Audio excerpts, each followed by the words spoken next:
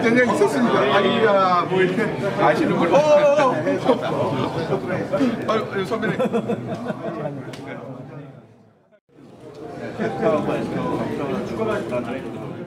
지금부터 한국산업연합-포럼과 글로벌 산업경제협력 포럼이 공동 주최하는 제25회 리짜오 정책 포럼을 시작하겠습니다. 바쁘신 일정에도 불구하고 이른 아침부터 포럼에 참석해 주신 모든 분들께 감사드립니다. 오늘은 특별히 산업통상자원부 최남호 제2차관님을 모셨습니다. 그때 어려운 환경 속에서도 각종 현안에 바쁘실 텐데 시간 내어주신 최남호 차관님께 깊이 감사드리며 뜨거운 환영의 박수 부탁드립니다.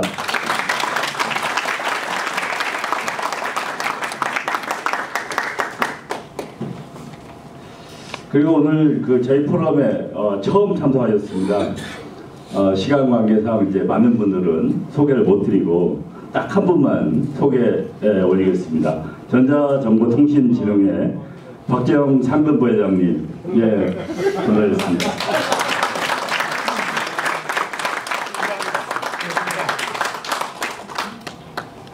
최근에 이제 전자정보통신 진흥회에 부임하셔가지고 오늘 여기 처음 오셨습니다. 네. 많은 내빈께서 참석하셨지만 시간 관계상 일일이 소개해드리지 못하는 점 양해 바랍니다. 오늘은 정만기 회장님의 인사말 이후 9시 10분까지 차관님 강연 및 질의응답 후 9시 30분에 행사를 마치는 일정으로 진행하겠습니다. 이어서 정만기 한국산업연합-포럼 회장님의 차관님 소개 및 인사 말씀을 청해 듣도록 하겠습니다. 많은 박수 부탁드립니다. 우리 최남호 차관은 38회 행정고시를 합격하고 대통령 비서실에서 행정관도 했고 산업통상자원부 기획조정실장 대변인 또 2차관 하셨는데, 사실 요즘 시기가 되게 어떻게 보면 어려운 시기인데 밖으로는 트럼프가 저렇게 우리나라를 중국 표현에 의하면 괴롭히고 있고, 그리고 또 대내적으로는 정치 약간 혼동시대가 돼 있어서 참 어려운 시기라고 봅니다. 그러니까 여기도 대정한 시대라고 써놨는데 아마 그런 의미에서 그렇게 써놓지 않은가 생각이 듭니다. 그럼에도 불구하고 우리 국민들의 삶과 정부의 기능은 흔들림 없이 계속 가야 된다고 생각을 하고, 현재 우리 최남호 차관을 비롯해서 우리 각 정부의 공무원들이 솔직히 대부분은 흔들리지 않고 일을 열심히 해주셔서 감사하다는 말씀을 먼저 드리고 싶습니다. 특히 에너지 분야는 제 생각에는 트럼프 정부가 들어와서 파리 기후 변화, 파리 기후 협정도 탈퇴하고 또 미국 내에서 전기차 판매 의무제도도 폐지를 해버리고 또 친화석연료 정책 이런 걸로 일시적인 기후변화 대응 정책이 후퇴하는 것으로 보이지만은 제 생각에는 수소, 원전, 신재생 등 화석연료를 대체하는 에너지 신산업 이거에 도래는 불가피하지 않을까 이렇게 생각합니다. 최근 각국에서 미국을 비롯해서 SMR 등 원전 수요가 증가하고 있고 수소산업 육성과 관련해서 각국의 경쟁이 심화되는 점, 이런 것들을 감안한다면 우리로서는 국내 에너지 수급뿐만 아니라 세계 에너지 신시장을 선점하는 차원에서도 이런 정권의 흔들림이라든지 국제 정세의 변화에 흔들리지 않고 적극 육성을 해가야 되지 않을까 생각을 하고, 공무원들 쭉 계시기 때문에 정책의 일관성은 저는 확보된다고 생각합니다. 오늘 제 차관께서 강의해 주시는 모든 정책들은 흔들림 없이 시행되지 않을까 이렇게 생각하면서 최남호 차관이 오늘 좋은 강의를 기대합니다. 여러분 다시 한번 박수 한번 쳐주시면 좋겠습니다. 차관님 강연에 앞서 잠시 단체 사진 촬영 있겠습니다. 차관님께서 단상 가운데로 서주시고 3열로 서주시면 될 것 같습니다. 이번에는 하나 둘 셋 하면 함께 화이팅 한번 해주시겠습니다. 네. 하나 둘 셋 화이팅! 이어서 최남호 차관님께서 대전환 시대의 대한민국 미래 에너지 정책이라는 주제로 강연을 해주시겠습니다. 다시 한번 큰 박수 부탁드립니다.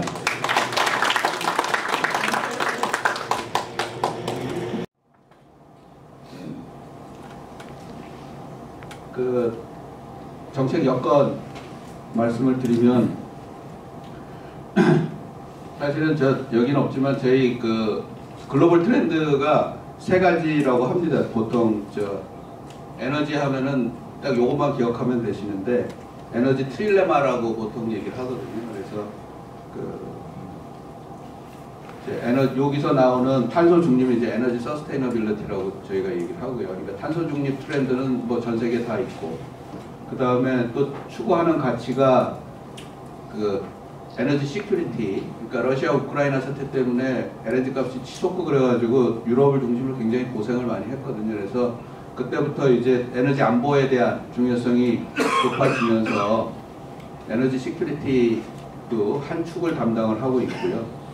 또 하나는 이 에너지 에쿼티 문제가 있습니다. 그러니까 특히 추운 나라에는 겨울이 오면은 사람들이 많이 이제 추위로 고생을 하고 또 사망하는 분이 생기기 때문에 에너지 복지 차원에서 요즘부터 에너지 에쿼티 문제, 그래서 그 세 가지 주제를 기본적인 에너지 트릴레마라고 하고 전 세계에 있는 모든 에너지 정책 당국은 결국은 정책의 축은 그 세 개입니다. 서스테이너빌리티, 시큐리티, 그 다음에 에쿼티. 그래서 그때 시기마다 강조되는 게 좀 다르고요. 러시아 우크라이나 전쟁 전까지는 에너지 서스테이너빌리티에 거의 중점을 두고 가다가 우크라이나 사태 나오면서 이제 에너지 시큐리티 쪽으로 많이 지금 강조가 되고 있고요. 미국의 트럼프 같은 경우는 그 중에서 특히 이제 에너지 시큐리티에 아주 완전히 방점을 찍고 정책이 나가고 있다라고 생각하시면 될 것 같습니다. 저희가 지금 금년이 저희가 이제 에이펙 회의를 이제 한국에서 개최를 하게 돼 있고요. 에너지 같은 경우는 이제 에이펙 에너지 장관회의를 개최하고 또 청정 에너지 장관회의, 미션 이노베이션 장관회의도 다 같이 열리는데 사전에 저희가 의제 조율을 하는데 벌써 굉장히 좀 힘들다는 말씀 드리겠습니다. 미국 측 입장이 아무래도 시큐리티를 강조하다 보니까 이런 탄소 중립에 대한 이슈는 좀 줄어들고 있다는 말씀을 드리겠습니다. 제일 민원이 많이 들어오는 게 데이터 센터인 것 같습니다.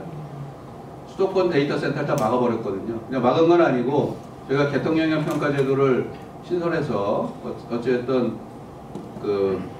이 수도권의 지금 망 문제 때문에 데이터 센터 큰 게 하나 들어가면 옆에 에너지 문제 때문에 아파트 단지에 문제가 생기더라고요. 그래서 거의 수도권에는 저희가 이제 데이터 센터 자체를 제가 허용을 좀 안 해주고 있는데, 그런 데이터 센터 이 말씀을 드리는 게 저희가 전력수급 기본계획이라는 계획을 짜고 있는데 전력 수요가 굉장히 늘어나고 있어요, 최근 들어서. 그래서 늘어나는 요인 중에 새로운 요인으로 지목되는 게 결국 데이터 센터와 이 첨단 산업 투자가 늘어나면서 점점 전력 수요가 급증을 하고 있고요. 그래서 실제로 이 전력 공급 시설, 여기 발전소와 송전망인데, 발전소 같은 경우는 물론 태양광처럼 금방금방 들어올 수 있는 경우도 있습니다만 기본적으로 18년 정도 시간이 걸리기 때문에 수요 시설보다 훨씬 더 오래 걸립니다. 그래서 어느 나라나 대외적인 정책 여건으로 가지고 있는 것이 앞에 얘기했던 트릴레마적인 요소와 전력 수요가 급증하는 부분은 기본적으로 각국이 다 가지고 있는 정책 여건으로 보시면 될 것 같습니다. 이 와중에 이제 트럼프 선생님께서 오셔가지고요. 오늘 이 자리에 제가 원래는 여기 박성택 차관이 와서 강의하도록 되어 있는 것으로 알고 있는데, 요즘 제가 저는 사실은 이게 에너지 쪽은 트럼프 쪽에 알래스카 자원 개발이 일부 있긴 있습니다만 대부분 관세율 이런 것들이 1차관 소관 품목이고 또 협상 자체는 또 본부장님이 하셔서 저는 사실 일이 없어야지 맞는데 하도 둘이 바쁘니까 둘이 못하는 그거를 제가 다 메꿔주고 있습니다. 어제 주말 토요일 일요일은 오사카 박람회 한국 대표로 갔는데 왜 갔냐고 원래 본부장에 가야 되는데 본부장 시간이 없어서 제가 땜빵에 들어갔고요. 어제 아침에는 국무회의는 장관님이 또 저 때문에 아빠가 제가 또 땜빵해주고 오늘은 박성택 차관이 땜빵해주고 있고요. 그래서 저까지 같이 바빠지고 있다. 이 말씀 드리겠습니다. 이게 왜 말씀드리냐면 아까 정광희 차관님 그때도 딱 그때가 트럼프 일기였었는데요. 그때 제가 대변을 할 텐데 지금 딱 그 판박이 상황이 지금 다시 또 벌어지고 있습니다. 트럼프가 지금 저희 전 세계 에너지 정책에 이 돌을 던졌습니다. 에너지 관련된 행정명령을 발표를 했고요. 그러니까 핵심은 그겁니다. 그러니까 사실은 저는 굉장히 맥을 잘 짚었다고 생각을 하고 있는데 트럼프가 짚은 거는 뭐 에너지 위기다, 에너지 비상 사태를 뭐 선언한다, 뭐 이렇게 얘기했지만 결국은 정제되지 않고 에너지 가격이 올라가는 거에 대해서 경종을 울리지 않았나 이렇게 생각을 하고 있습니다. 그러니까 가구당 에너지 소비량이 미국이 전 세계에서 가장 많이 에너지를 소비하고 있고요. 그러니까 미국이란 나라 자체가 에너지를 절약하는 나라라기보다는 에너지를 많이 쓰는 나라이기 때문에 에너지 가격이 굉장히 민감한 나라입니다. 그래서 그렇기 때문에 아마 단기적으로 표에 유리한 거는 탄소 중립이라는 이슈보다는 에너지 가격이라는 이슈를 잡지 않았을까라는 생각이 듭니다. 그래서 뭐 엊그제 이제 석탄 화력까지도 이제 더 하겠다라는 얘기를 했고요. 그래서 기본적으로 화석 연료에 대한 여러 가지 인허가를 간소함으로써 에너지 생산을 확대하는 내용. 그 다음에 모든 풍력 프로젝트를 철회한 건 아닌데요. 특히 이제 해상 풍력에 대한 임대를 이제 철회했다는 내용이 하나 있고요. 또 알래스카 자원 개발을 위한 알래스카 LNG 프로젝트를 또 추진하는 내용, 이런 여러 가지 내용이 담겨 있다고 보시면 될 것 같습니다.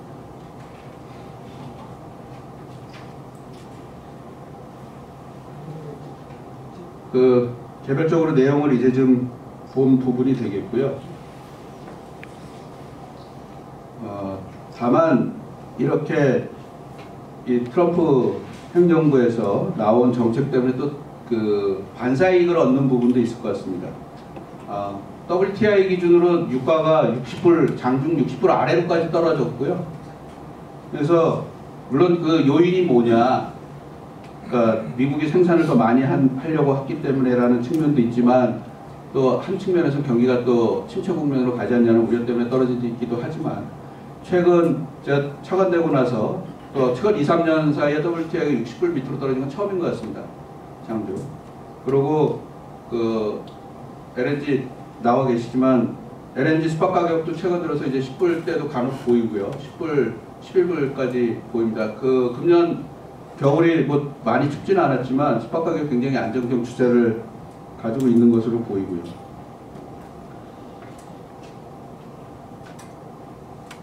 그래서 이런 다양한 이유 때문에 저희가 반사이익을 좀 얻는 경우는 있는데, 다만 이 풍력 임대 철회 같은 경우도 국내에는 크게 영향이 없는 게, 저희는 주로 이제 입상 풍력 중심으로 진출을 많이 했어요. 미국은 미국의 에너지 단가를 보시면 태양광이 제일 쌉니다. 미국이 발전 단가가. 제 기억이 메가와트당 35불 정도 된 것으로 제가 기억하고 있고요. 그러니까 국가마다 발전 단가가 조금씩 달라요. 그 다음에 육상 풍력이 45불, 조금 더 비쌉니다. 미국은 의외로 또 원전이 비쌉니다. 원전 가격이 이제 메가와트당 70불 정도 되는 것으로 제가 기억을 하고 있고요. 그래서 이 말씀을 드리는 거는 육상 풍력은 발전 단가가 싸기 때문에 지속적으로 운영될 것 같고요. 이 알래스카 LNG 같은 경우는 이제 90년대 말 2000년대 초반부터 계속 추진을 하다가 지금 지연되고 있는 사업인데, 이미 뭐 어제 대회께서도 이 얘기를 세게 하셔가지고 제가 실무 협상하고 있다는 부분 말씀드리고, 곧 알래스카를 출장을 갈 거에 이제 일정 조율하고 있습니다. 그래서 아직은 저희가 결론을 정해두지는 않고 내부적으로 검토를 하고 있다라는 말씀드리고, 실무적으로 협상은 계속하고 있다, 라는 말씀 드리겠습니다. 다행히 관세가 지금 일단 90일이 유예됐기 때문에 시간은 좀 벌었거든요. 그래서 그 사이에 그 부분에 대해서 저희가 협상을 진행할 거다라는 말씀 드리겠습니다. 그래서 이러한 앞에 정책 여건에 따라서 2025년도 세계 에너지 시장 전망을 좀 해보면 그 앞에 얘기했던 서스테이너빌리티라는 그 탄소 중립은 물론 미국이 일부 반대 의견은 보이고 있습니다만 그 트렌드는 계속 갈 거다. 다만 그 전환 과정에서 화석연료 소비는 일정 부분 유지는 될 수밖에 없을 거다라는 생각은 가지고 있습니다. 그렇지만 장기적으로는 청정에너지 공급이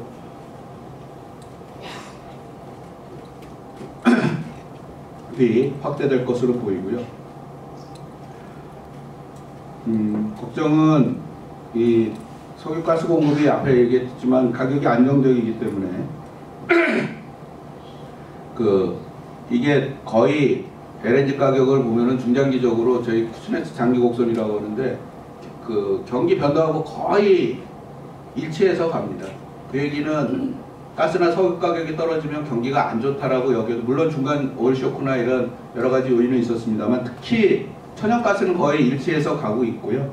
그래서 걱정은 이 안정적이라는 시그널이 이제 양면의 날이 될 수 있다. 그러니까 그 안정적이서 좋지만 경기가 안 좋아질 수 있다라는 우려는 좀 있다라는 얘기 말씀드리고, 이 전력 수요가 앞에 얘기했지만 계속 급증할 거다라는 말씀드리고요. 그렇다 보니까 주목받는 그 전원이 이제 두 개로 보이는 것 같습니다. 하나는 재생에너지 부분, 두 번째는 그 원전에 대한 관심. 이 두 가지가 부탄소 전원으로서의 중요성이 있는 것 같고요. 사실은 원전은 후쿠시마 사태 때문에 많이 저항이 있었습니다만 최근에 이 데이터 센터라든지 첨단 산업은 안정적인 공급을 선호하기 때문에 어쩔 수 없이 그 원전과 재생이 병존하는 구조로 에너지 시장이 흘러가지 않을까라는 얘기를 저만 하는 게 아니라 IEA에서도 얘기를 하고 있고 전 세계 어느 에너지 정책 당국자들이 모이는 회의에 가면 다 얘기를 하고 있다라는 말씀드리겠습니다. 그래서 그 차이는 그게 있었던 것 같아요. 한 2, 3년 전만 해도 재생에너지 얘기만 했는데요. 작년 IEA 강요에서 또 내용이 바뀐 게 국가별로 여건이 다르다라는 얘기를 하고 있고요. 그래서 각국별로 여건이 다르기 때문에 다양한 에너지원에 대한 관심을 가져야 될 때가 지금 시점이다라는 얘기를 하고 있습니다. 그래서 여기 제가 두 가지만 예만 들었습니다만 CCS에 대해서도 좀 관심을 가지고 있고요. 외국의 쉐브론 같은 회사도 이제 우리나라랑 같이 이제 CCS 하려고 노력을 하고 있고, 또 마찬가지로 수소에 대해서도 좀 관심을 가지고 있고요. 최근에 일부 국가는 조금 더 나가서 이메탄이나 이퓨얼 쪽에 관심도 좀 확대되고 있고, 그러니까 지금 시기는 부탄소 전환에 대해서 다양한 가능성을 열어두고 추진하고 있다고 보시면 될 것 같습니다. 우리나라 에너지 정책 여건은 다 아시겠지만 저희 대부분 다 수입합니다. 원전하고 신재생 에너지를 하면서 조금 이제 에너지 자립도가 생기긴 생겼습니다만 전반적으로 대부분 수입에 의존하고 있기 때문에 저희가 그래서 이제 에너지 다변화를 추진하고 있습니다. 중동 쪽 의존도를 좀 줄이기 위해서 실제 LNG 같은 경우는 저희가 제일 수입 많이 하는 나라가 이제 미국이 호주가 되겠고요. 물론 호주 빼고 물론 카타르나 오만 이런 데서 많이 도입을 하고 있습니다만 굉장히 지금 다변화는 진행이 되고 있다. 그렇지만 그래도 여전히 중동에 대한 의존도는 높은 수준이 되겠고요. 에너지 수입액이 지금 2023년 기준으로 1,764억 불 정도 되고요. 그러니까 1,500억 불 내외 왔다 갔다 하시면 될 것, 그렇게 보시면 될 것 같습니다. 이 중에서 1,000억 불이 석유고요. 500억 불이 LNG고요. 나머지 한 200억 불이 기타 다 합치면 한 200억 불 정도 되는데, 굉장히 많은 200조 원 이상을 저희가 항상 이 에너지 수입에 쓰고 있다. 이렇게 보시면 될 것 같습니다. 그렇기 때문에 우리는 에너지 가격이 올라가면 무역수지 적자가 나고요. 에너지 가격이 좀 떨어지면 무역수지 흑자가 나는 고질적인 그런 부분을 가지고 있다고 보시면 될 것 같습니다.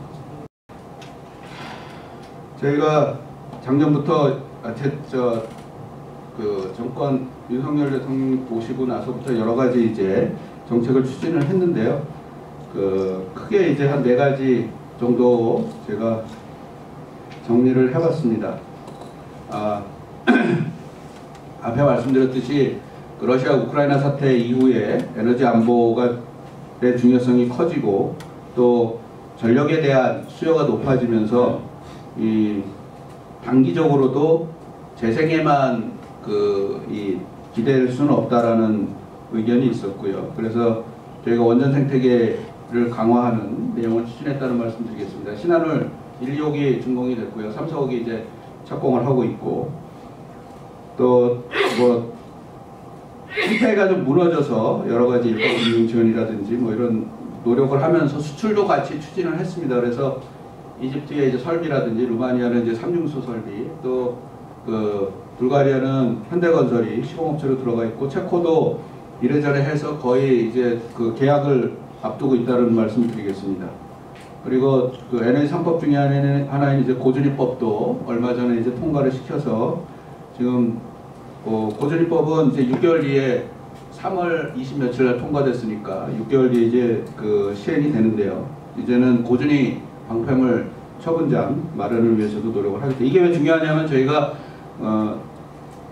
원전을 계속 운영하기 위해서는 연료를 처분을 해야 되는데요. 그러니까 아파트에 화장실이 없었던 상황에서 저희가 지금 화장실을 만드는 법을 만들었다는 말씀을 드리겠습니다. 무탄소 에너지, 재생을 비롯한 무탄소 에너지에 대해서도 저희가 지속적으로 노력을 했고요. 해상풍력은 정부 중심의 이제 경쟁 입찰 방식으로 전면 개편을 해서, 또 업계에서는 전반적인 예측 가능성이 중요하다는 얘기를 하셔서 저희가 경쟁 입찰 로드맵을 발표를 했습니다. 그래서 연초에 앞으로 2, 3년 동안 어떤 물량을 어떻게 공급하겠다라는 내용은 이미 발표를 했고요. 태양광의 경우도 물론 작년에 조금 늘어나서 3기가 밑으로 떨어졌다가 다행히 작년에는 이제 3.3기가까지 회복을 했는데요. 저희가 전력수급 기본 계획을 맞추려면 매해 6기가에서 7기가 정도를 깔아야지 탄소 중립의 달성이 가능합니다. 그래서 저희가 개통의 문제도 없고 수용성이 상대적으로 괜찮은 3단 태양광 중심으로 지금 보급을 추진하고 있고요. 금년은 지금 3월인데 벌써 굉장히 작년보다는 많이 올라왔다라는 말씀 드리겠습니다. 마찬가지로 에너지 3법 중에 하나인데요. 해풍법도 저희가 제정을 했다는 말씀 드리겠습니다. 해상풍력이 이 해상풍력의 중요성을 이제 말씀드리면 이런 게 있는 것 같습니다. 저희가 이 재생에너지의 가장 큰 단점이 간헐성이라고 그러거든요. 그러니까 태양광 얘기하면서 저희가 태양광이 참 웃긴 놈이라고 하면서 출근을 꼭 11시쯤에 해요. 10시에 이제 출근 준비하고, 그러면 출근했으면 바로 일을 했으면 좋겠는데 그냥 오셔가지고 일단 커피도 좀 마시고 슬슬 준비하다가 11시 되면 딱 일하기 시작합니다. 그러다 한 4시쯤 되면 또 이제 퇴근 준비하시고 5시 되면 퇴근을 딱 하세요. 기가 막히게. 그것도 비 오면 또 출근 안 하시고요. 또 구름이 많이 껴도 출근 잘 안 하고요. 그래서 힘든 애인데, 해상풍력이 또 거꾸로인데, 해상풍력은 쭉 놀고 있다가 얘는 주로 야간 근무에 특화된 애라서 기가 막히게 한 5시쯤 되면 바람이 불기 시작합니다. 그러고 바람이 쭉 불다가 아침 한 7시쯤에 이제 얘가 또 퇴근을 해요. 얘는 주로 야간 업무에 특화되는데, 우리나라 특성이 그렇습니다. 왜 이 말씀을 드리냐면은 둘이 같이 가면은 간헐성이 딱 극복이 됩니다. 중간중간만 유연성 자원으로 넣어주면 어찌됐든 이게 맞아요.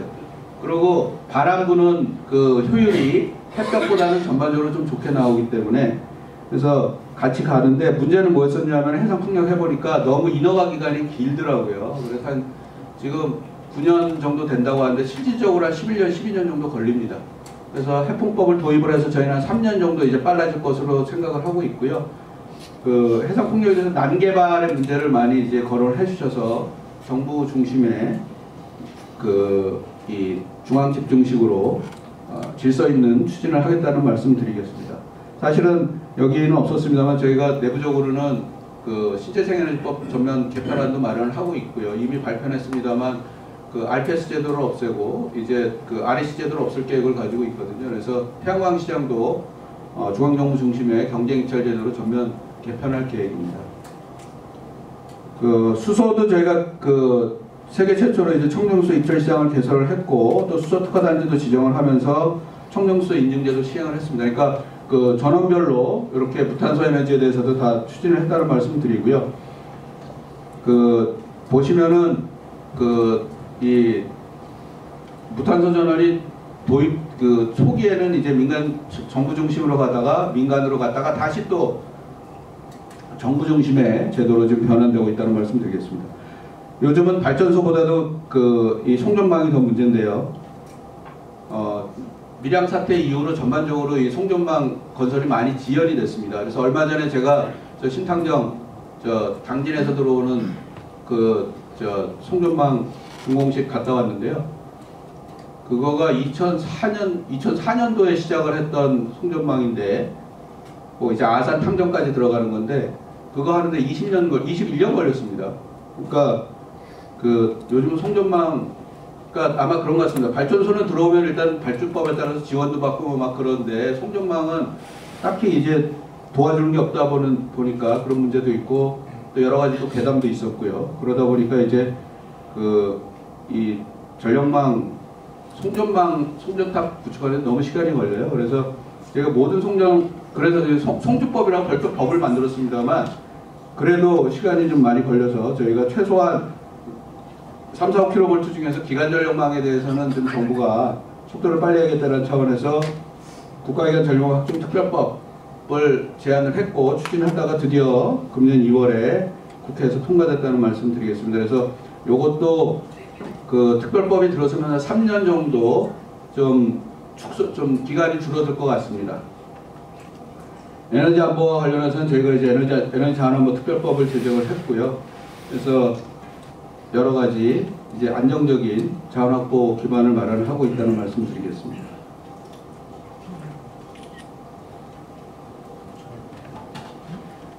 재생에너지는 계속 갈 것 같습니다. 뭐 저희가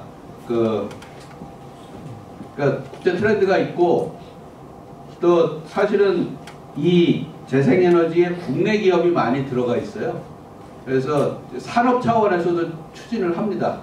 저희가 해사 풍력이랑 그 하는 게 이제 터빈도 이제 뭐 두중이나 유니슨에서 하고 있고 또 CS 윈드라든지 뭐 여러 가지 어쨌든 그 안에 심지어 요즘 또 철강 장사가 안 되니까 포스코에서 비싸서 안 썼던 저기 포스코 것도 좀 타워나 이런 데다 써달라고 하고 있고요.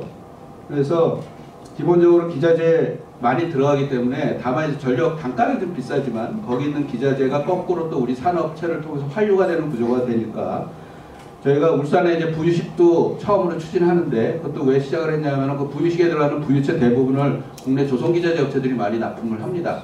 그래서 그 단가의 문제는 분명히 있습니다만 거기에 있는 그 공급망을 위해서 저희가 추진하고 있다는 말씀 드리고 해폭법이 이미 저희가 그 제정을 했기 때문에 재생에너지 확대 트렌드는 계속 갈 거다라는 말씀 드리고요. 수소는 이미 법도 만들고 앞으로는 이제 수사업법까지 저희가 제정할 계획을 가지고 있습니다만 그 청정수 발전 입찰을 해봤는데 흥행에 많이 성공은 못했어요. 왜냐하면 단가가 아직도 비쌉니다. 근데 저희는 단가를 많이 높였음에도 불구하고 그 정도 단가도 민간에서 들어오기는 낮다고 생각하고 또 거꾸로 전력으로 수용하기에는 단가가 높고 아직은 그런 수준 같습니다. 그래서 그렇지만 이 재생이 늘어나면 또 간헐성을 극복할 수 있는 또 커테일이 지금 많이 돼야 되거든요. 커테일은 뭐냐면은 너무 많아지면은 수용을 못하니까 재생에너지 좀 끊어줘요. 이거를 발전망에 물리지 않는데 이 캘리포니아 같은 경우는 피크 시간대가 제일 피크 시간대가 아니고 경보하기 때 20%까지 커테일이 일어납니다. 그러니까 이 얘기를 왜 드리냐면 버리는 재생에너지를 다른 데 써줘야 되거든요. 그래서 그 중에 제일 큰 수단이 아마 수소가 될 것으로 보이고 있고 그래서 다양한 시험을 하고 있다는 말씀 드리겠습니다. 원전은 SMR 중심으로 지금 대형 원전은 대형 원전대로 가고 있고 최근에 유럽이나 특히 이제 유럽이나 선진국 중심은 대부분 이제 SMR 중심으로 나오는 것 같습니다. 그러니까 이 유연성 자원의 하나로 이 원전을 또 볼 수 있기 때문에 SML에 대한 관심이 많이 높아지고 있고요. 그래서 저희는 국내적으로는 이제 SMR 사업 지원을 위한 이제 제작 지원 센터를 세 군데 이제 설치를 했다는 말씀드리고, 고준위와 관련된 부분도 하위 법령을 통해서 지속적으로 추진할 거다라는 말씀드리겠습니다. 요건 이제 에너지 1에 대한 설명을 제가 드렸고요. 다음은 사실은 최근 한 1년, 2년 동안 저희가 그 제도 개편을 많이 했는데요. 전력시장 중심으로 또 그 여러 가지 이 제도적인 개편을 좀 했습니다. 그래서 LNG 같은 경우에는 여러분들 모르시겠지만 전력소득기본계에 보면 지금 저희가 LNG를 한 30% 정도 씁니다. 전체 전원 중에. 근데 2038년 되면 11% 안으로 떨어지게 되어 있습니다. 3분의 1 수준이 됩니다. 그 얘기는 뭐냐면 LNG 발전소가 좌초자산이 될 가능성이 굉장히 높다라는 우려가 있고요. 근데 이거는 우리나라뿐만 아니라 전 세계에서 같은 고민을 가지고 있습니다. 그래서 문제는 뭐냐면 앞에 얘기했지만 재생에너지라는 게 기본적인 가능성이 있기 때문에 걔네 그 친구들이 이제 퇴근하거나 출근을 못할 상황이 되면 누가 막아줘야 되거든요. 대체 근로자가 필요하고, 그 대체 근로자로서 가장 빨리 투입될 수 있는 게 LNG이기 때문에 LNG를 언제든지 스탠바이 시켜줘야 됩니다. 그래서 저희도 그런 차원에서 LNG 발전소 진입을 위한 용량 시장을 처음으로 이제 개설을 했다라는 말씀드리겠습니다. 용량 시장은 뭐냐면은 발전을 안 하더라도 캐펙스 부분에 대한 보상을 일부 계속 해주는 체제가 되겠습니다. 그래서 국민분들께서, 국민 여러분들이 전력을 쓰는데 전혀 지장 없도록 하는 용량 시장을 개설했다라는 말씀드리고요. 11차 정기를 하면서 저희가 처음으로, 그전에는 모든 수요별로 저희가 전원을 다 배치를 했는데, 요번엔 저희가 이제 유보 물량이라는 얘기도 했고 경쟁 시장이라는 것도 저희가 별도로 구성을 했습니다. 그건 뭐냐면 지금은 여러 가지 전원이 경쟁하는 시점이기 때문에 어떤 전원이 유리할지는 모르겠다. 그래서 저희가 1.5기가 정도는 아예 경쟁 시장으로 바꿔버렸습니다. 그래서 그거는 12차 또는 13차 때 경쟁 시장을 개설해서 전원 간 경쟁을 통해서 진입을 할 계획이고요. 또 2038년도에 한 2.5기가 정도는 저희가 아예 유보 물량이라고 또 해놨습니다. 그거는 경쟁 시장보다도 더 완화된 개념이고요. 이걸 경쟁 시장으로 보낼지 뭐로 보낼지는 그 다음 차기에서 이제 정하는 시장으로 뒤로 밀어놨습니다. 그 얘기 뭐냐면 지금은 여러 가지 경쟁이 많은 시장이기 때문에 그런 부분을 감안하겠다는 거고요. 저희가 금년부터 시범 사업하겠다고 얘기는 했습니다. 이제 저희가 전기요금 체계가 너무 오랫동안 고착화되었기 때문에 이제 바꿔야 될 때도 됐고요. 그래서 1차적으로는 게시별 요금제를, 주택용 부분에 있어서 게시별 요금제를 좀 한번 해보겠다, 시범 사업을 해보겠다는 얘기를 하고요. 그러면 저희가 그동안 요금과 관련해서 여러 가지, 제주도를 포함해서 여러 가지 한번 해봤기 때문에 그 2단계가 이제 전력요금 체계를 전면적으로 한번 개편하는 문제가 남아 있습니다. 그래서 그 부분은 저희가 준비를 하고 있습니다. 그리고 지산지 소형 에너지 시스템 구축이 되겠습니다. 그 지역, 저희가 이제 분사법을 했기 때문에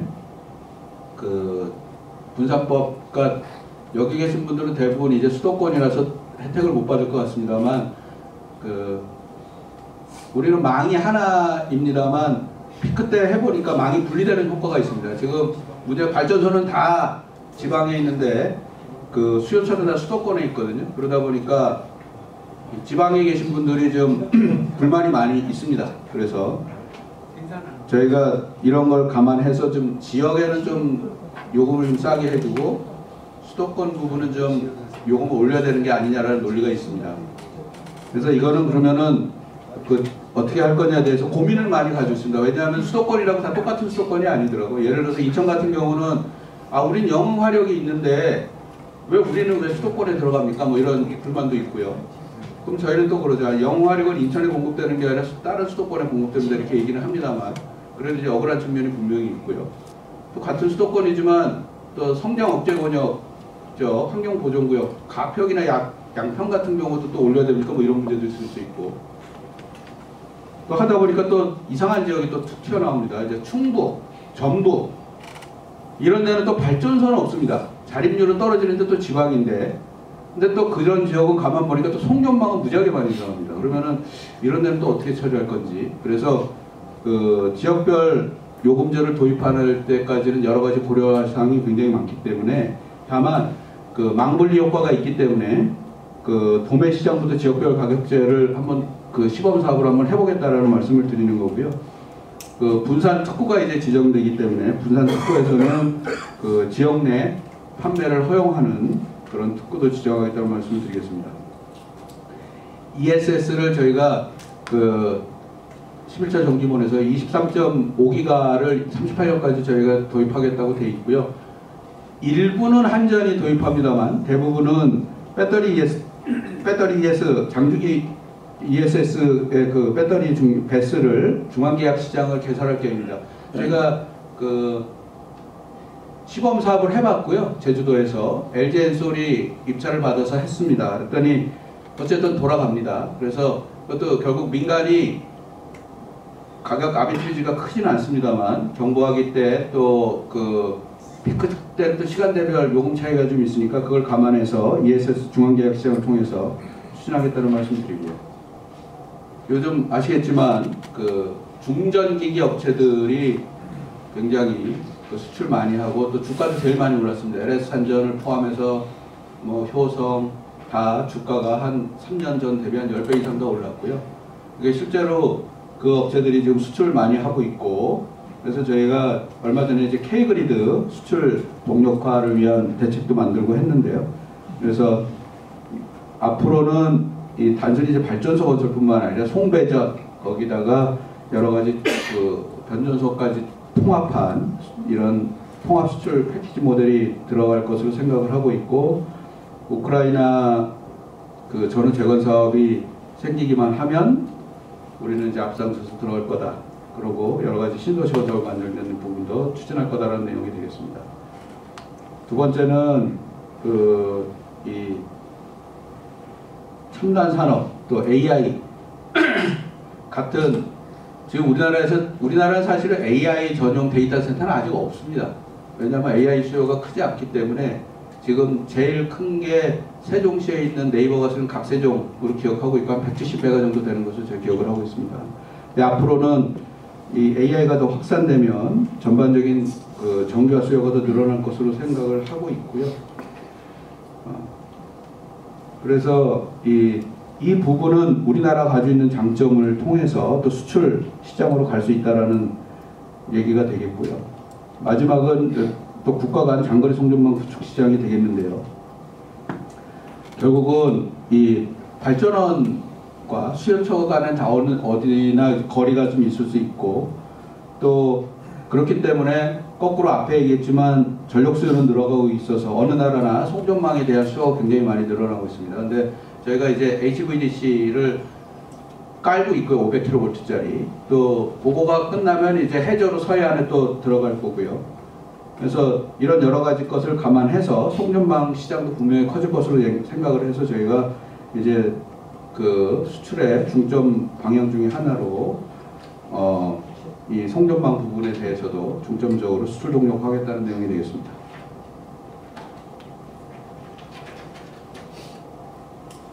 이 부분이 이제 그 에너지 시스템 부분이 되겠고요. 제목을 보셔서 알겠습니다만 그 테크놀로지컬리 뉴트럴한 내용이 되겠습니다. 그래서 이것도 계속 갈 거다라는 내용을 얘기를 하고요. 그 에너지 수요 관리는 항상 중요한 주제가 되겠습니다. 저희가 에너지를 절약한 만큼 발전소를 덜 지을 수 있고 송전망도 덜 지을 수 있기 때문에 이제 에너지 수요 관리도 추진은 하지만 방향은 달라집니다. 저희가 과거에 우리 정만규 회장님을 포함해서 여기 계신 선배님들은 주로 다 야 불 꺼라 뭐 춥게 해라 어쩌고 했더니 요즘 그거 안 통합니다. 요즘은 다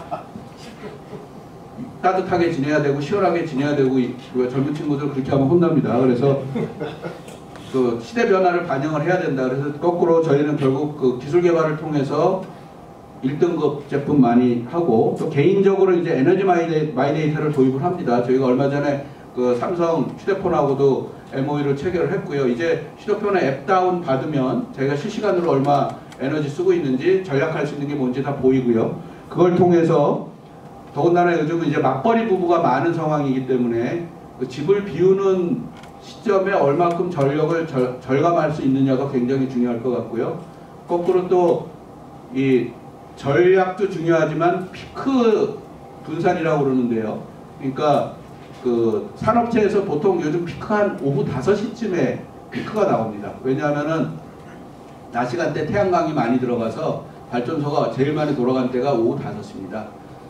근데 오후 5시에 왜 많이 돌아가는지 가만 봤더니 업체는 아직도 불이 안 꺼진 데다가 일부 이제 집으로 들어오면서 집도 같이 쓰고 거기다 태양광은 빠지고 하면서 5시에서 또 6시 사이가 제일 많이 쓰는데요. 그 얘기는 뭐냐면 그 기간대에 앞으로 에너지 요금이 제일 비싸질 가능성이 큽니다. 그래서 그 마이데이터 같은 게 도입이 되면 이런 수요 관리뿐만 아니라 에너지 소비하는 데 있어서도 좀 여러 가지 그 현명하게 소비할 수 있다라는 말씀 드리고요. 그 참고로 말씀드리면은 제가 나와서 많이 얘기하는데 그 에너지 전력을 제일 많이 쓰는 가전제품이 뭔지 아세요 혹시? 가전제품? 냉장고? 아 그래도 반은 맞춰줘. 냉장고. 사실은 제일 많이 쓰는 게 제가 보니까 그 에너지 전환 손실이라고 하지 않습니까? 전력은 열로 전환될 때 항상 손실이 제일 큽니다. 그럼 뭐가 제일 많이? 저 밥통이 제일 많이 씁니다. 밥통. 전기밥통. 밥통이 1등 나옵니다. 밥통이 1등 나와요. 그리고 2등 나오는 게 냉장고고 3등이 이 에어컨입니다.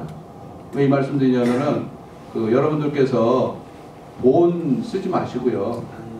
그 지난번에 그 알토란이나 무슨 뭐 이런 데 나오지 않습니까? 그 밥을 한 다음에 냉동실에 보관했다가 저걸로 돌려 먹으면은 탄수화물 저항성인가가 또 좋아져가지고 이제 당 스파이크도 안 올라오고 그게 우리나라 에너지에도 굉장히 도움이 됩니다.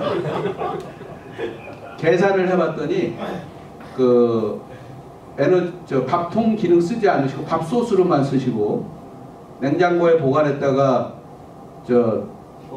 마이크로웨이브로 돌려 먹으면은 거의 한 한 달 반치 에어컨이 나옵니다. 여러분들 특히 그 가족 많으셔서 밥통 큰 거 쓰시는 분들 꼭 기억해 두시고 계시다가 밥통 쓰지 마시라고 제가 말씀드립니다. 그러니까 이런 식으로 이제 에너지 소비가 이루어져야 된다는 거죠. 그냥 사실은 전등 이거 꺼봤자 별로 도움 안 됩니다. 그런데 그냥 보면은 제 아버님도 그렇고 그렇게 돌아다니면서 불만 꺼요. 불 끌 시간에 밥통을 꺼야 되는데. 그렇죠? 그것도 ERS라고 해서 저희가 그 에너지 공급자들한테 이제 의무 부과를 합니다. 우리는 이제 매해 0.1%씩 더 효율을 높여. 방식은 가리지 않겠어. 뭐 이런 거죠. 그래서 이제 과거와는 좀 다른 방식으로 생활 패턴이 바뀌어야 된다는 얘기 드리고요. 에너지 시스템도 이제 효율화할게라는 말씀을 드리겠습니다. 그러니까 이 얘기는 뭐냐면은 전반적으로 간헐성 자원이 많이 들어오면서 배전망, 송전망에 대한 부하가 많이 늘어나고요. 그러다 보니까 송전망을 짓는데 앞에 말씀드렸듯이 14년 걸려버리니까 이제는 있는 자원을 좀 효율적으로 쓰자. 그래서 요즘 이제 얼마 전에 이제 한전에서 했습니다만 요즘은 배전망 단위에 다 저게 들어가 있습니다. 이제 센서 같은 게 들어가서 실시간으로 관리를 하고 그걸 중앙에서 통제하는 시스템을 가지고 가고 있고요. 그래서 이 얘기는 뭐냐면은 이 개통 자체에 대해서 활용도를 최대한 높여서 이 에너지 발전원에서 바뀌는 부분을 수용을 하겠다라는 말씀이 되겠습니다. 세 번째는 이제 통합적인 리스크 관리가 되겠는데요. 이 AI 기술을 결국은 이제 활용을 해서 에너지 설비의 안전성을 확보하는 내용이 되겠습니다.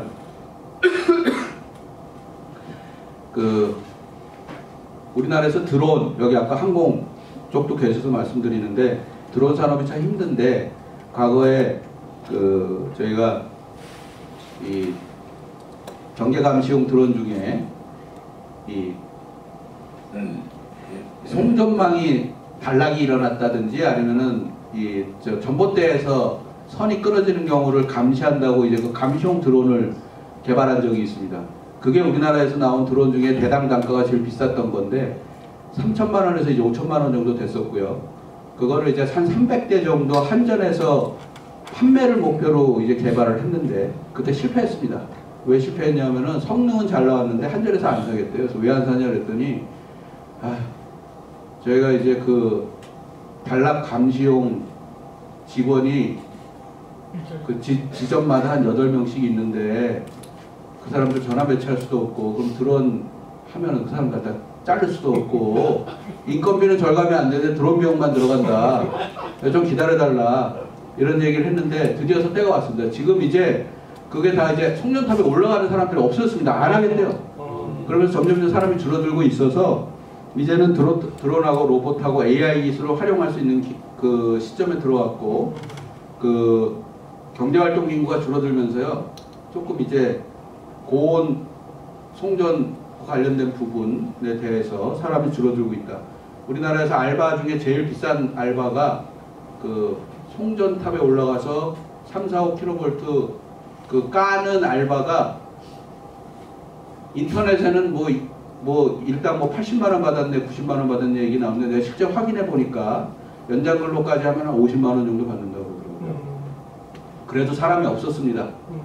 그래서 저희가 동해안에 까는데 사람이 부족해가지고 그 인도 고압 송전망 하시는 분을 데리고 왔고요. 인도에서는 월급으로 150만원 받으시더라고요.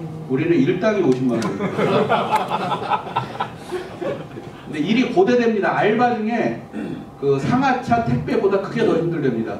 그래서 봤더니 그 3-4km 이렇게 두껍습니다. 그 들고 가는 것도 힘들고 그걸 또 송전망까지 올라와서 또 이거 해야 되고 또 높은 데 있지 않습니까? 그러니까 그런 것 때문에 비쌌을 텐데 어쨌든 그 많이 저희가 도입을 했고 그분들을 그 거의 인도에서 받는 것보다 2배 이상 줍니다. 월급을. 왜냐하면 그분들 계속 일을 하셔야 되니까. 왜냐하면 저희가 송전망이 계속 지금 들어가야 되거든요. 2038년까지. 그래서 이 말씀 드리는 거는 이런 에너지 설비 안전성 확보, ONM까지 포함해서 실시간으로 점검할 수 있도록 하겠다는 말씀이 드리는 말씀입니다. 저희 지난번에 산불 났는데요. 산불 났을 때도 변조소 2개가 불났습니다. 하나는 청송에 있는 거하고 영동에 있는 변조소가 불러가지고요. 한 3,500호 정도 정전이 났고 그것도 복구하느라고 애썼다는 말씀 드리겠습니다. 그러니까 저희가 그 에너지 시스템을 효율화하는 것도 중요하고 전반적인 안전성 확보도 중요하다는 말씀 드렸습니다. 자, 여기까지 미래정책 방향은 대부분 제가 중립적인 내용 중심으로 설명드렸기 때문에 이 방향은 계속 갈 거다 정도 생각하시면 될 것 같습니다. 네, 질의응답 있으면 받겠습니다. 아까 그 에너지 자립도, 네. 자립도는 93.7% 네. 다 얘기했고, 저 해외 수입 의존도 네. 93.7% 얘기했고, 네. 에너지 자립도는 또 20%라고 얘기를 했어요. 네네.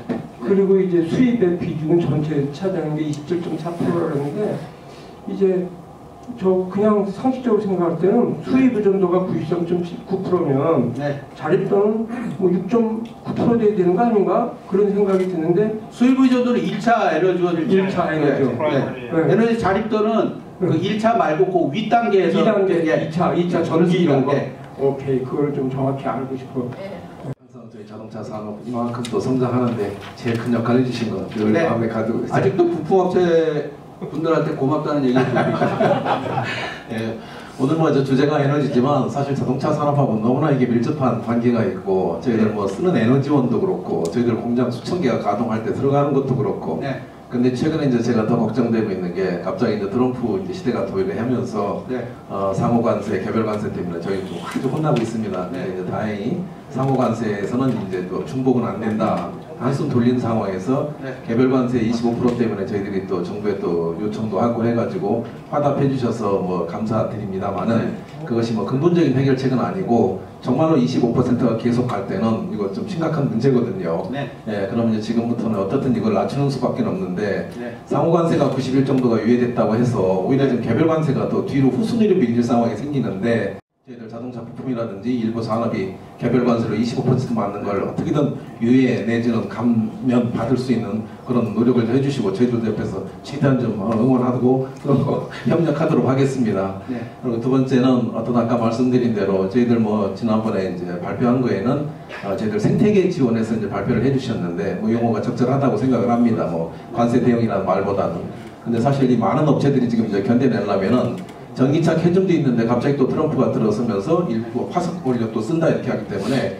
이 로드맵이나 흐름이 계속 변수가 많을 것 같습니다. 그래서 이런 부분들을 또 제일 정부에서 잘 아시니까 계속 공유를 해주시면서 저희들 업체가 그럼 어떤 로드맵을 설정을 해야 될 건가, 언제 정도까지 내연기관 할 거고 어느 정도까지 태양광을 할 건가, 이런 또 변화가 상당히 있을 수 있고, 그 다음에 저희 업체가 계속 이런 경쟁력을 확보할 수 있도록 좋은 에너지원을 좀 확보하셔가지고 저희들 산업체에는 계속적으로 좋은 조건의 어떤 에너지를 지원을 좀 해주십사 이렇게 부탁을 드리겠습니다. 감사합니다. 공식적인 답변은 1차와 함께 잘 전달하겠다는 비공식적인 답변은 아마 그럴 겁니다. 제가 뭐 저때 이제 프라이머리 12호하고 삼성 펀드 저도 도입하고 그랬었는데 아마 그 관세가 이제 있게 되면 두 가지를 검토하지 않겠습니까? 하나는 단기적인 유동성 공급해서 이제 위기 극복하는 게 하나 있고, 외부의 관세로 올라간 비용만큼 내부적으로 비용을 절감할 수 있는 여러 가지 수단들, 뭐 세액공제라든지 아마 같이 검토가 되겠죠. 그리고 중장기적으로는 말씀하셨듯이 이 트랜지션을 어떤 일정을 가지고 할 수 있을지를 미리 사전에 예고해 주는 거, 이게 크게 아마 세 축으로 추진될 것으로 저는 기대를 하고 있고, 다만 제가 1차 관실에 확인을 안 한 내용이기 때문에 그런 부분은 1차 관실에 꼭 확인을 해봐 주시기 바랍니다. 지금도 그 부품업체 사장님들이 간혹 보면은 그때 프라이머리 12호 도움 많이 됐다고 그 말씀 이제 많이 해주시더라고요. 그래서 정부 역할은 적기에 적절한 대책을 만드는 게 제일 중요할 거라고 이제 생각을 합니다. GM하고 했을 때도 적기에 했지만 사실은 그 군산 공장도 잘 팔았는데 그게 다시 또 안 돼가지고 또 군산진 공장 우리 에너지 부품업체 뭐 업체에서 사가지고 했는데 결국은 잘 안 되더라고요. 그래서 완성차 업체에 진입하는 건 참 어려운 일이구나 라는 생각을 했습니다. 예. 국내 수입량의 1위 국가가 지금 현재 중국인데요. 네. 이게 단순히 원자재라든지 네. 값싼 공산품이 아니라 네. 자동차, 석유화학, 조선, 전기차 등의 핵심 부품과 기계 부품류의 수입이 네. 중국에 많이 의존하고 있는 것이고, 네. 결국 한국의 국가의 수출 경쟁력은 중국으로부터 이런 기술과 값싼 그 기자재로부터의 수입을 통해서 경쟁력이 유지되는 게 아닌가라는 통계적인 좀 해석을 좀 내보고 있습니다. 네. 그리고 사실상 한국이 지금 그 중국과의 관계에 있어서 여러 가지 벤치마크할 대상으로서 네. 미국식의 대규모 자본을 투입하는 그런 방식보다는 네. 제조 기반으로 산업을 육성하는 그런 중국에 대한 벤치마크도 필요하지 않은가. 네. 라는 그런 현장에 있는 사람으로서의 그런 네. 과거 선박에서 태양광을 다 겪어봤던 사람으로서 네. 중국과의 협력 그런 부분도 좀 고민해야 될 필요가 있는 것 같은데 네. 너무 좀 일방향으로 네. 중국은 안 돼라는 그런 시그널이 있는 거 아닌가 싶어서 네. 그 부분에 대해서 좀 어떻게 생각하시냐? 예, 의견이 알겠습니다. 궁금하기도 합니다. 현장에 오래 계셨다는 말씀 듣고 저도 현장에 오래 있었기 때문에 현장에 있었던 경험으로 말씀을 드리겠습니다. 2010년에 LG 디스플레이가 중국에 공장 짓겠다고 그랬을 때 경론이 있었습니다. 내부적으로 저도 담당을 했었는데 그때 LG 디스플레이의 담당 부사장께서 얘기한 논리가 지금 저 논리를 가져왔습니다. 그래서 저희는 당연히 이게 맞는 줄 알고 그래도 이제 싸우다가 왔다 갔다 하다 그래도 보내줍시다. 기업에서 이렇게 얘기하는데 갔습니다. 디스플레이 아작나는데 딱 10년 걸리더라고요. 저 논리가 겉으로 맞을 것 같은데 근데 왜 제가 이런 워닝을 말씀드리냐면 이런 인식을 갖는 게 저뿐만이 아닌 것 같습니다. 전 세계에서 우리나라뿐만 아니라 미국도 아마 그게 근저에 있는 것 같고요. 유럽에서 국가혁신 기술에 대한 M&A 조항을 처음으로 만들었을 때 계기가 중국 때문에 만들었습니다. 중국하고 M&A 하다 보니까 아작이 나는 기업이 많이 생겼고요. 겉으로는 그럴싸한데 최소한 제조업 부분에 있어서는 중국의 막대한 내수 시장과 기술 추격 또 낮은 인건비, 그러니까 인건비 대비 기술 수준이 지금 중국이 제일 좋은 것 같습니다. 부품 가격 대비 기술 수준도 중국이 제일 앞서고요. 교류를 굉장히 정치하게 교묘하게 하지 않으면 제조업 부분은 중국에서 살아남기 힘들지 않을까라는 생각을 하고 있고요. 그게 과거에 저는 사실은 다자주의 입장에서 지금 말씀하신 데 찬성은 합니다만 이제 지오폴리티컬이라는 측면에서 보면 리스크가 더 커진 것 같아요. 그래서 특정 시점에 저희가 공급망이라는 표현을 씁니다. 사실은 공급망이란 말은 경제학적으로 말이 안 되는 말입니다. 이거는 저희가 리카르도 무역이론 하면서 기본적으로 싼 데와 비교 우위를 통해서 교육하는 것을 우선으로 삼아왔는데 실제로 하다 보니까 여러 가지 폐해가 이제 정치학 측면에서 보는 것 같아요. 지오폴리티컬한 관점에서. 그래서 지금은 그런 다자주의보다는 지오폴리티컬한 관점이 전 세계를 다 공히 보고 있고, 특히 특정 품목의 경우에는 부품 중국 말씀하셨습니다만 히토리부터 벌써 그 비중이 높아지면서 거꾸로 우리나라의 이제 위험 요소가 되는 경우가 많이 있습니다. 그렇지만 이제 제가 로컬 콘텐츠를 쓰겠다는 건 아니고요. 공급망적인 측면에서 그래서 풍력의 부분은 굉장히 조심스럽게 저희가 접근을 하고 있다라는 말씀 드리겠습니다. 제가 신재생 담당할 때 웅진인가요? 인곳 하다가 저기다 오시아인가 보다 익산에서 공장 폐쇄하고 간 거, 그때도 왜 그랬냐면 중국 거 왕창 들어오면서 그랬습니다. 그래서 말씀하시는 거는 제가 충분히 이해를 했습니다만 굉장히 케이스 바이 케이스로 접근을 해야 될 거다라는 얘기를 하고 있고요.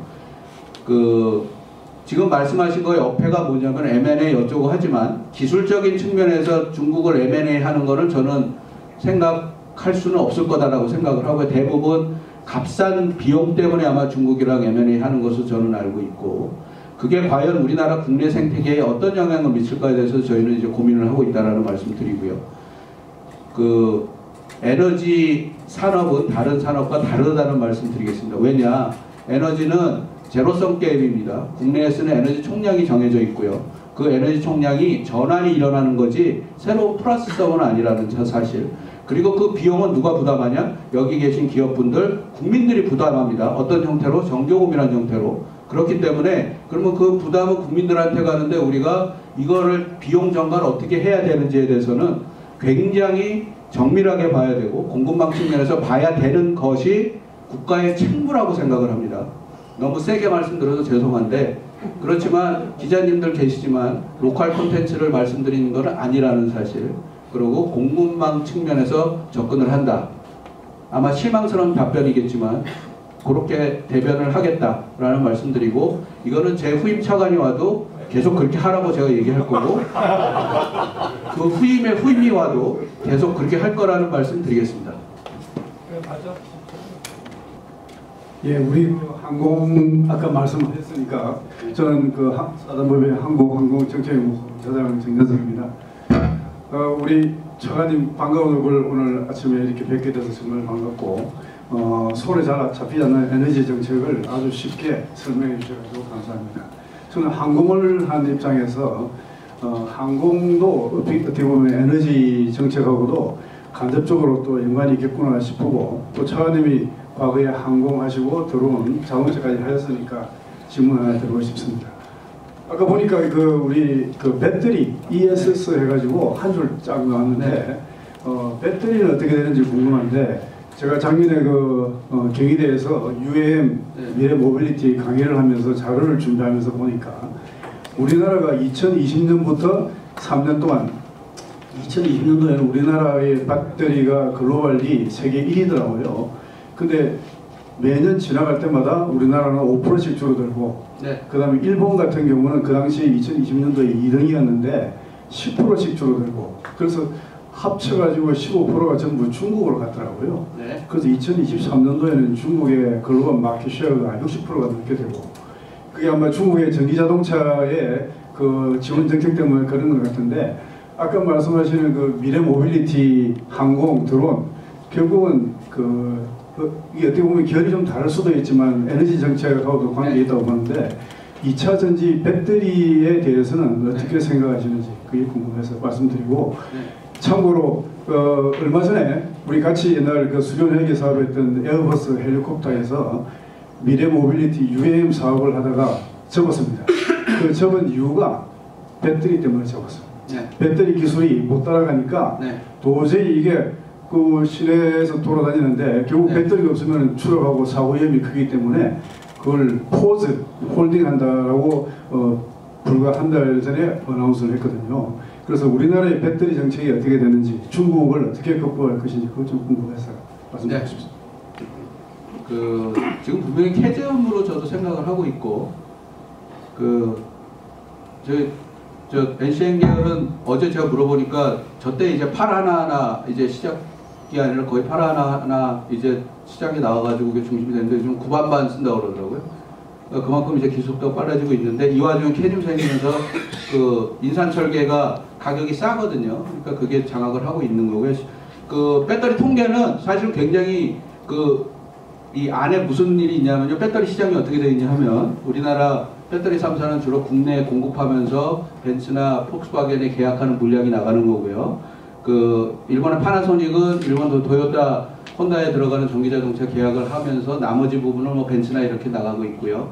나머지 전기자동차 중국산은 다 이제 중국 저 BYD 중심으로 해서 이렇게 CATL 중심으로 이렇게 나오고 있기 때문에 배터리사의 마케팅이라기보다 수요처가 어떻게 바뀌느냐에 따라서 이 비중이 바뀝니다. 그 얘기는 중국계 배터리 비중이 높아졌다는 것은 우리 시장을 잃었다는 개념이 아니고 그만큼 중국의 전기차 생산이 많이 됐다고 거꾸로 인식하시면 되는데 거기다가 타격을 입힌 게 캐즘이 오면서 배터리가 기존의 NCN 계열이 비싸지고 인산철계가 많이 늘어나면서 가격 요인 때문에 그렇게 됐기 때문에 중국 비중이 높아진 거고요. 중국이 다른 시장을 잡아먹었다는 개념은 아닙니다. 거꾸로 얘기하면은 중국의 전기자동차가 가격 경쟁력을 중심으로 많이 지금 약진했다라는 얘기들이고 분당에도 지금 BYD가 들어와 있더라고요. 그래서 이런 경쟁 구도에서 그런 부분이 될 거다라는 얘기들이고 죄송합니다만 저희도 그때 교수님도 계셨습니다만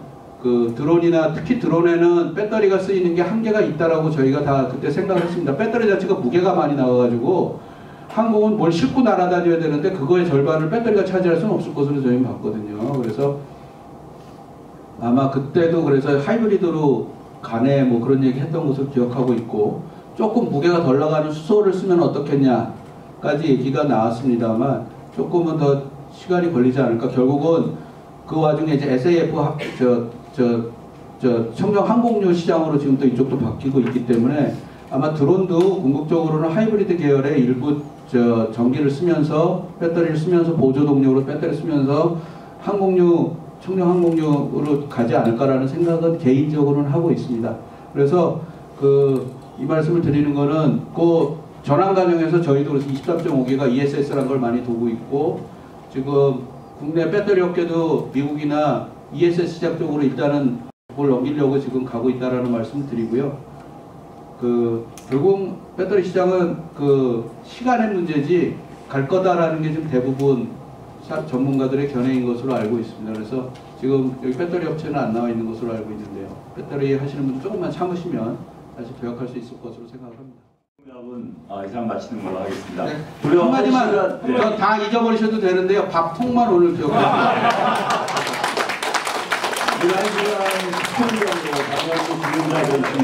다시 한번 뜨거운 박수 부탁드립니다. 이상으로 오늘 프로그램을 마치도록 하겠습니다. 안녕히 가십시오. 오늘 나 이거 깨알같이 적었어요. 나도 많이 적었어. 적어. 네네.